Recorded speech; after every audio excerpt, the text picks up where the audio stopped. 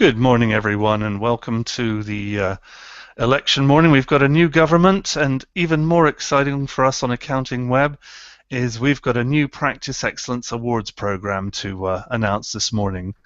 This is just a short little introductory webinar to give you an idea what to expect throughout the summer, and I'm very pleased to have with me today, working from the logo of Accounting Web on the bottom of your screen there. That is Heather Townsend from Excedia. She's a very well-known practice development advisor and mentor. She was one of the star turns at last year's Practice Excellence Conference. And if you stick around for the next half hour, you can get inside tips from Heather about how to construct a compelling entry to awards like the Practice Excellence Awards scheme. Next to Heather, in the middle of the line of views there, is Neil Ralph, who is the managing partner of Rouse Partners, LLP. Rouse have been pretty much in the Practice Excellence program from the start, and just to prove that persistence pays, they won the Large Firm Award last year. So you're still the reigning champ there, Neil, so congratulations once again for taking part, and thanks very much for coming along and joining us here today, because you kind of represent the whole philosophy and spirit of the Practice Excellence Awards, and the program as a whole, which is just sort of sharing best practice from within us. I'll probably talk a little bit more about that, but we want to meet our final panelist for the morning, who is Stuart Eagleston, who's responsible for marketing at Rouse Partners, and I guess Stuart will fill the middle ground between Heather and Neil. I can't move him on your screen at the moment, but Stuart, will have a sense of kind of what awards can do for, how you can use awards to promote your firm, and also he did have his hands on a very convincing entry that persuaded the judges that after 3 years of constant improvement that Rouse really did deserve the top prize in 2014.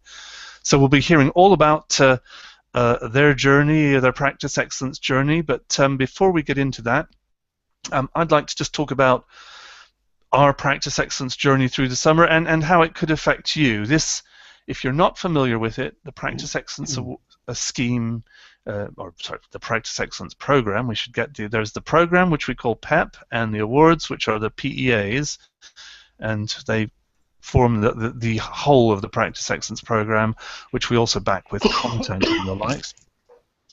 So this has been going on for 4 or 5 years now. I can't remember it so long. And the whole idea is by examining the ingredients that drive client satisfaction, we've kind of proved to our satisfaction the general marketing theory that client satisfaction, good client satisfaction, translates through to growth and profitability.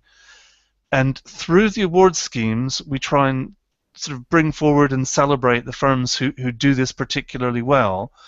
And out of the back of that, they're really, people like Neil and Stuart and the other winners are always really generous about what they do. There is no secret to practice excellence.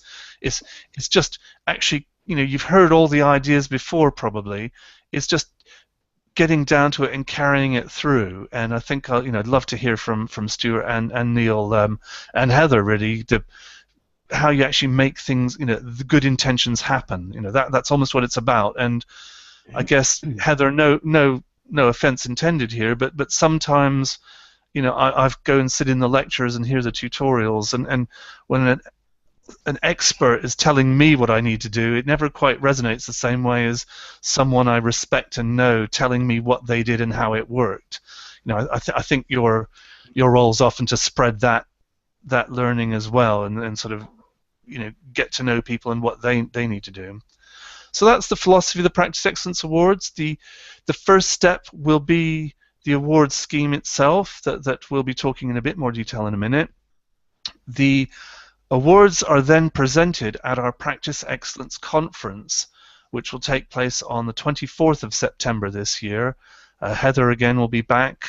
We've got 3 or 4 different strands looking at the topics that entrants to the awards and Accounting Web members have highlighted to us are the most important facets of their practice growth. And I think that's tax always shows up. We think client focus is always a very important one. The general theme is kind of along the lines of what I was saying, is it's grow your practice your way. There is no one solution. Find the ideas that mesh with your strategy, your direction, and where you want to go, and then prioritize the ones that will have the most impact and sort of pick your way through them. Again, Heather, Neil, and Stuart, you can, if you think there's a different formula, everyone's listening and wants to hear your advice. The keynote speaker at the session will be Chaz Howes. Now, Chaz is a very high-profile FD, not always for the best reasons. He was the FD at the Challenger brand of Superdry, the kind of clothing brand that sort of spotted a gap in the market and kind of brought retro American themed clothes across the world and really created its own brand. That challenger mindset is something we want to get into. Sort of how can practitioners, work with these challenging businesses and maybe challenge them themselves. But among the other challenges Chaz faced was a little contretemps with Excel that probably ultimately prompted his departure from Superdry. But he's right up front about that and can talk about the risks too of maybe not paying attention to the detail like all accountants should. But that's Chaz's Howes story. You'll have to come along on the 24th to hear that. And the climax of the event and the whole summer is the actual presentation of the awards on the 24th. Now, between that point and this webinar is one of just many elements of content that we'll be producing. We've been interviewing all of the Practice Award winners from 2014, and there's an article on site today with Andy Murray, not the tennis player, but the student winner, who is a really sort of inspiring character, even at his age. I mean, he's a great representative of the people who are going to be taking over and setting up their own firms very, very soon. So, it's great to sort of connect to that younger generation. So all of the winners will be doing things. I mean, Heather has published a white paper to kick things off to show you how to compile a compelling awards entry. So we'll get a preview of that in a few minutes. But download that and just keep coming along to Accounting Web on the Practice Excellence page, and the website itself where you can find out about the conference and the awards is www.excellence.accountingweb.co.uk. So when this event finishes, pop along there, see what if any of the actual strands interest you, and we really look forward to joining you throughout the summer and on the 24th of September. So that's, I think, my big preamble. Thank you, everyone, both on screen and out there listening, for your patience. I'd like to sort of maybe go over to you, Neil, and just kick things off. We'll probably focus on the awards now at this point, but you can mention any of the other ingredients along the way. But you have been with us a long time. You've really lived the Practice Excellence program. What was your motivation for getting involved, and how does it fit with your firm's philosophy? Well, good morning, John. Pleasure to join you this morning, and that's a great question. Obviously, it's a personal question to me, my team, and my firm, and obviously it would be very different for anyone else being asked that question. But for us, it was a recognition for our people, our processes, and systems. Remembering we were a very young firm, Rouse Partners, because we were the Beaconsfield office of a national firm. And it brings a ringing endorsement, in my opinion, for our vision and values. It's assisted shaping and bringing additional meaning to our strategies. And one thing I will give to all firms is that to focus on who they are, what they are, and how they do things, i.e. deliver a strategic view over a period of time. And I'll share a couple of those with you, if I may. Technology. One change changes all, drives productivity, drives efficiency. You shouldn't really go for best in class of all software. Try and think about integration and make sure your firm is not using its valuable team as data stewards. On quality, strive for excellence in all you do. That mirrors the program that you're running in terms of it's the practice excellence. That is what we do across the piece of who we are, what we do, and how we deliver to our clients. And for our people, we have 4 simple internal team values that drive our business and relations with our clients. Hopefully that gives you a little bit of information about what our motivation for wanting to take part in your awards are all about. Great. Well, it's inspiring, and I just love it. Just kind of to hear things reflected back to me from people like yourself, and really that's what we're trying to do at Accounting Web is reflect and get the conversations going between practitioners. Stuart, there, can I bring you in? One other founding block of the Practice Excellence program is we're kind of unofficially trying to examine, explore, and implement the thing that is known more widely as like the Net Promoter Score. But our statistics on client surveys have shown that those firms who tend to win and come out highest on the client ratings, are also the ones when you see them the next year and the next year, who are growing the most and showing up in not just growth, revenue growth, but profitability growth too. Is sort of the Net Promoter philosophy something that you're aware of at Rouse, and do you endorse the power of client recommendations? Thank you. Yeah, thank you, John. Yeah, as you said, recommendations, not just in accountancy, but in any business, form a really good platform for growth, and it's a bed in which you can grow. So it's no different for us. And I think key though is understanding what is actually driving those recommendations and driving the client satisfaction. So we've done a lot of looking and asking clients what is actually adding value, what part of our service is adding value to you. And a lot of the time we're finding that they may take for granted that you're going to say what you're going to do, you're going to deliver exactly what you say, but it's more what can you do to be alongside them all the time. So actually feeling the pain if they're going through difficulty, how can looking at how you can improve their position. So yes, recommendations are really important, and looking at how you can drive them is key, I think. I might share this one briefly before we get to Heather, between Neil and Stuart. As I said, you've been with us a long time. Could you maybe just describe, take us back to some of the findings from the early the client satisfaction surveys, things that you might have picked up from client research that you then focused on improving or developing, and that have sort of now filtered through. I get the impression you are committed to continuous improvement, but can you maybe just take us along one or two of the steps along the way? Neil, have you got an example that leaps out? Yes, but I think this is something that my colleague Stuart really focus on and get drills into the data. But obviously, I'm involved in that process at a helicopter level. I think one of the things that Stuart mentioned in his last question to you, it's about the client experience. He made the point that clients will take for granted that you can add up, that you can produce a set of accounts, that you can deliver a tax return. And that doesn't buy loyalty. That doesn't get anywhere near it. That is what it says you're going to do on the tin.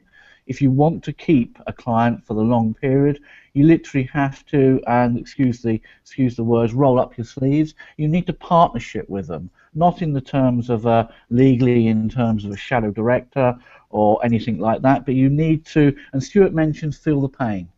You need to be there with them at the time of need. You need to be thinking outside the box and delivering to them the solutions that they are so desperately require. And sometimes you've got to interpret their questions and their requirements is not what they're saying, but you've got to ask a question back to them, is that really what they mean? And interpret that and actually then deliver that service to them that resolves their problems. So that builds loyalty, that builds a connectivity with the client, which makes them an advocate.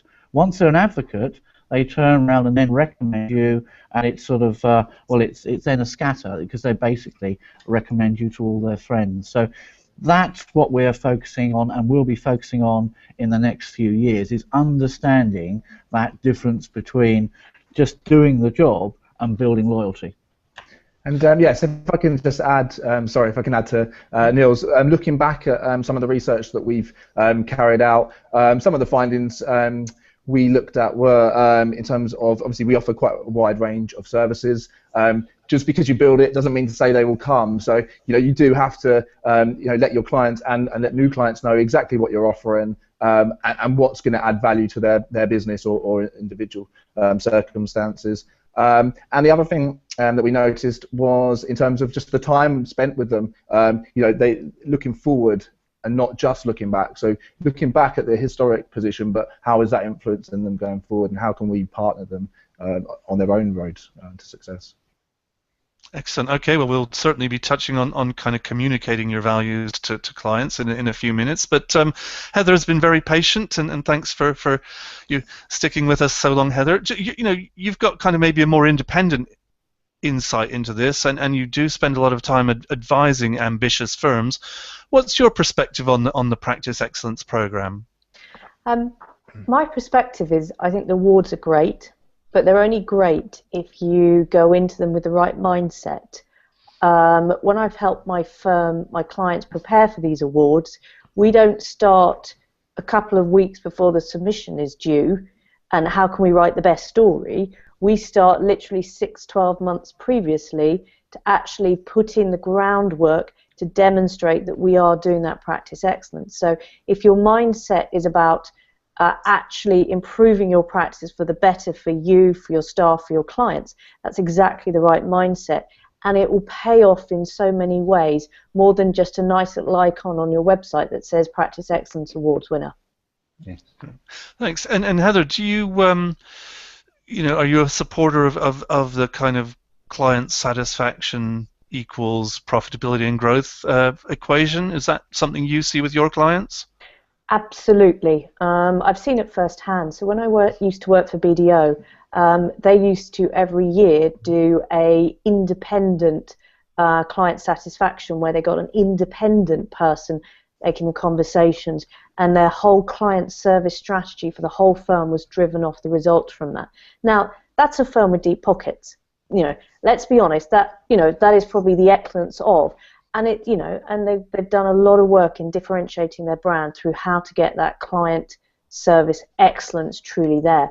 But if you kind of extrapolate that back, their whole firm is driven through that mindset of how do we deliver that client service excellence. And so you then go and say, well, how do we do it at a small firm level? And it's very much, as Neil said, and also as Stuart said, if you think about growth with your firm, what we don't have is time. Nobody has time. So how do you get growth in a really effective way? If you've got deep pockets, you can go and buy a book of business. But most of us, are not in that position. You've got no guarantee over what you're buying at the end of the day. And that growth all comes from delighting your current clients. Yeah. Very much, as Neil said, and he's nodding at the moment, he said that clients expect you to get the numbers right. It's not about delivering a clean set of accounts at the end of the day. It's actually about how you go above and beyond that. And, often we get caught in the trap of new clients for new clients' sake.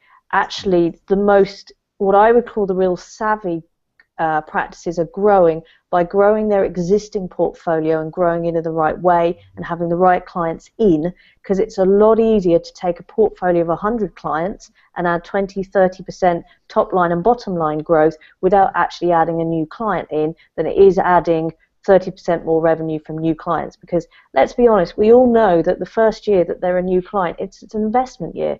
You're sorting out all the problems of the past, you're getting to know them.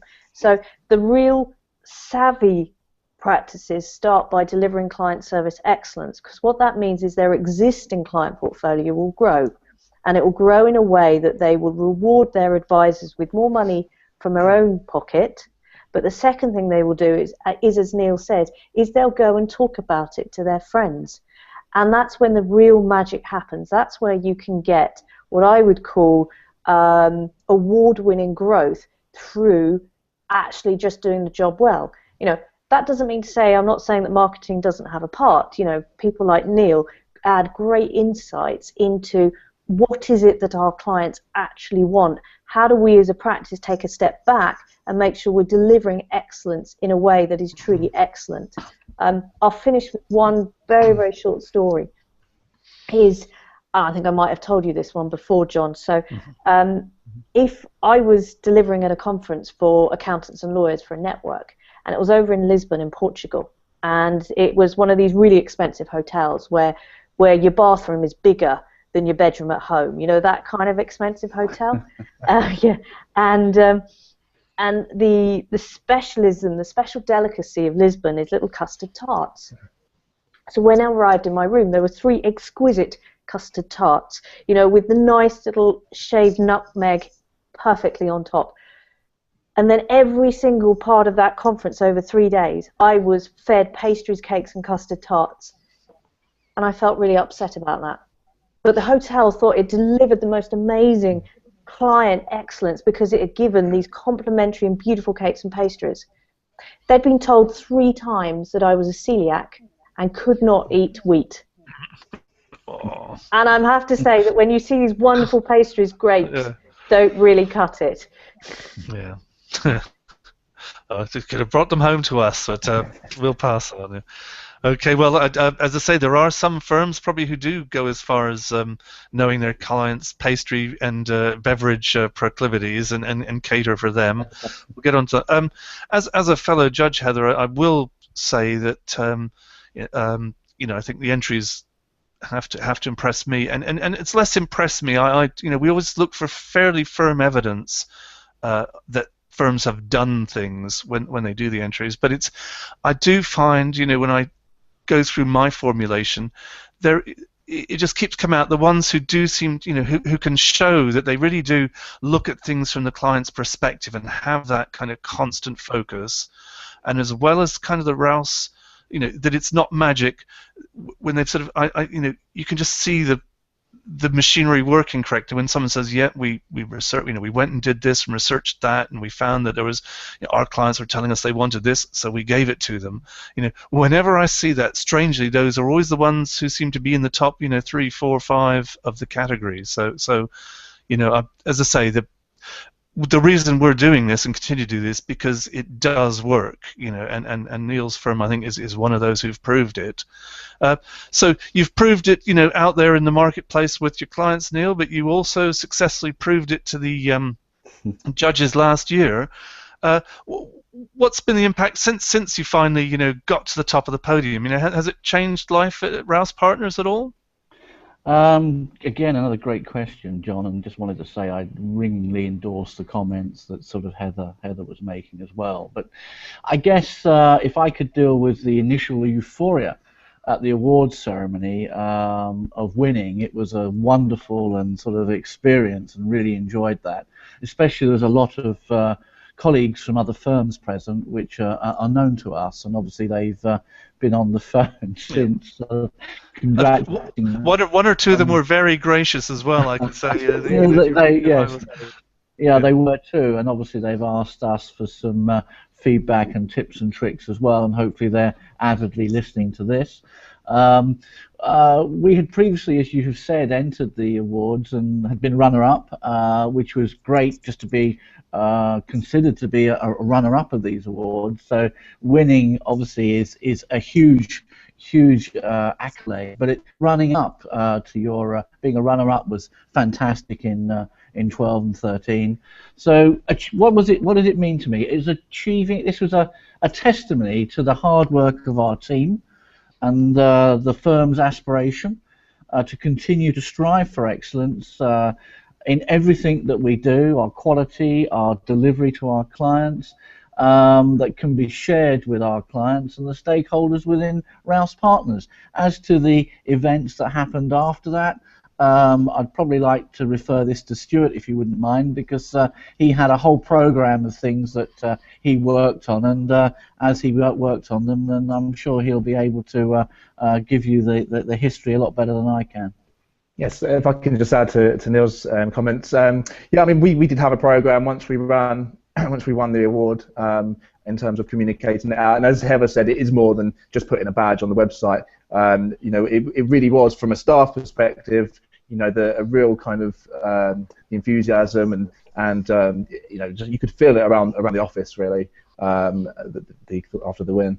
From an external point of view, we got really great press coverage. And we've really shared some of the comments, the client comments that came from the survey part of the award. We've shared them with new clients. We've had them, you know, up the stairwell from reception. We've had the comments put into frames. It's really nice sort of entrance to the building for new clients and for existing clients. And from a recruitment side, as obviously we're a growing firm, so recruitment comes quite highly in terms of our in terms of where we're going at the moment. And it is definitely helping us get the right caliber, and it's almost setting a precedent, setting a tone for the type of team that we're building. Excellent, fascinating. Okay, well, Stuart, now it's your turn to tell this, just divulge a few secrets. You know, how did you go about compiling the entry? Because as I say, I read it and debated it with others, and it did actually. Was a convincing document. I mean, it was, dare I say it, there were a few warts that you admitted to in there, but you know, maybe just you tell, you know, what's the story of the entry? Well, I mean, we started the preparation for it in advance, so we planned out, so didn't leave it to the last minute, and we did sit down and really sort of talk it through. So we didn't just rush straight into it, and I think that you'll see from our entry that, you know, it was very honest. You know, we put real figures in there. We were, as you say, we were honest about things that, you know, potentially we could have left out, but we thought, actually, you know, we want to really bare our souls and show the judges what we've done. We are proud of what we've done as a firm and achieved. The other point is in terms of focusing really on the things that you've done well, the value-added things that you've done. You know, you can throw everything in there, but you really want to show the judges that this is really what makes us different. So yeah, so me and Neil sort of got together to talk about it. We spoke across the firm to other partners and to the team as well. Yeah, Neil sort of put together his version, which was far too long, to probably over 1,000 words or so. So we had a bit of a battle to cut it down to get it into a format that the judges would have time to read. Yeah, and we made the submission. I can certainly read out the point as a judge who had to read sort of 100-odd submissions. We do have a word maximum in there, and if you exceed your word minute maximum by you know 50%, and there's 80 firms doing it, you get some very impatient judges with long wordy entries. So you know, take it from me. That's and I did make that allusion to, you know, there were in your category, large firm category, there were other firms that had, you know, bigger revenue numbers and possibly sort of year-on-year growth, but it triggered some debate amongst the judging panel. You know, it was quite a close-run category, but it was that there was this combination that you know, you had lost a partner during that year.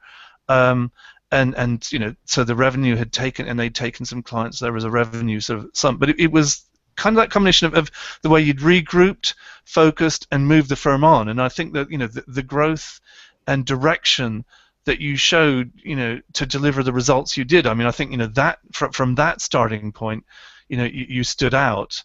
And as I say, it was seeing that it wasn't, you know, you showed us step by step the things you had done to drive that growth, and it grew genuinely out of the client focus. So as I say, you know, it was kind of a compelling story, and as I say, we you know, you demonstrated to us, you know, the qualities of the firm you were bringing to, you know, you communicated what the firm was about very well. But that's again, secrets from the judging panel. Heather, we want secrets from, you know, your secrets to success. There's a few things that worked last year. But give us a little hint of what people might find out more about if they download your guide. Okay, I think there's about 8 or 9 tips there on actually how do you write that really compelling award entry, and it's great to see Neil taking some notes now, even though he's been there and done it. The papers available for download, Neil. Yes, absolutely. So, and the first thing is you've got to provide meaningful evidence, as both Neil and Stuart have already said. Anybody can say we're brilliant. Anybody can say, let's do the analogy, and I've got no political allegiance, but there were various political parties that promised the earth, but when it came under scrutiny, they couldn't back it up. And actually, as a judge, we don't have time for that scrutiny, so just give us the backup evidence. We are numbers people. This is an award for, let's call it bean counters, so quantify it. That's why, actually the people that win these awards have already been dedicated to either a program of practice excellence, that's just what they do, or that they've been really thinking about it in the last 6-12 months. Another tip, and you alluded to it very, very well there, John, the judges will probably be quite late at night reading through all the entries. And with the best will in the world, there comes a point as a judge where you just go, just get to the beep point. Make our life easy for it. Make it an entertaining read, but it's got to really jump out at us, grab at us round the throat, and really say, look, guys, you'd be stupid not to choose us. It's get to the point, get rid of the waffle, and be concise. As Stuart alluded to, there was lots of stuff they could put in their entry, but they were very, very tactical and took some hard decisions about going and telling the story rather than trying to make out that they're wonderful. Mm-hmm. I think there were a lot of bullet points kind of dishing up what they different initiatives and things they'd done. That rather sometimes just bullet points going bang bang bang, this is what we've done, that's what we've done, this service line, that client initiative, that can be quite convincing, and it's quick and easy to read in the judging room. Yeah, I think there's another one as well, is don't assume that the judges are fully qualified accountants that are versed in your internal firm's jargon. If it says on the award entry, tell us what your profit by equity partner is, then do it. Don't just give us, an annual accounts or a management accounts and say, yeah, it's on the management accounts, the PEP, and you're like, well, make it easy for me. Have to remember that, with all due respect to John and the team, and also myself as one of the judges, we're not qualified practicing accountants. We can find our way around a set of accounts, but cut the jargon, make it easy, and answer the question. Okay, well, as I say, that's the preview, because once we finish in a few minutes, I do entreat all of the viewers and those watching on afterwards to go to Accounting Web and to www.excellence.accountingweb.co.uk and download your copy. Find out how to enter, but then get Heather's detailed tips. But to pull a David Dimbleby on you all, just to wind up, so one quick last question to you. And I guess, Heather, you started. I'll get you to start. Why do you think firms should enter the Practice Excellence Awards? It's good for their bottom line, it's good for their staff morale, and it's a great story for clients. And Neil, your thoughts on that topic? Heather's obviously taken the strapline away from me, but yes, I totally agree with everything she said. We've had a tremendous feedback from clients, banks, solicitors, stakeholders, and we're moving forward on it. Please enter. You won't lose. We have grown 12% this year to date. So on the back of being part of the winners of last year, great news story. Great. And Stuart, can you put a sort of tactical or strategic marketing angle on the motivation for entering? Well, certainly. I mean, lots of firms out there say they're different, but in practice, how can you prove that? An award such as this, it just really undermines everything you're doing and makes the marketing job a lot easier. Okay. Well, thank you all for wrestling your way through, and our viewers, the the delightful obstacle course of Google Hangouts. I've been inspired and really, I can't hear enough of firms like you speaking, Neil and Stuart, and Heather. You dish up good common sense, and I'm sure we'll be sharing some of that in the judging rooms. And when we get to the 24th of September, as I say, we wish all of you, Rouse and partners, but everybody else participating in the program, we wish you very good luck.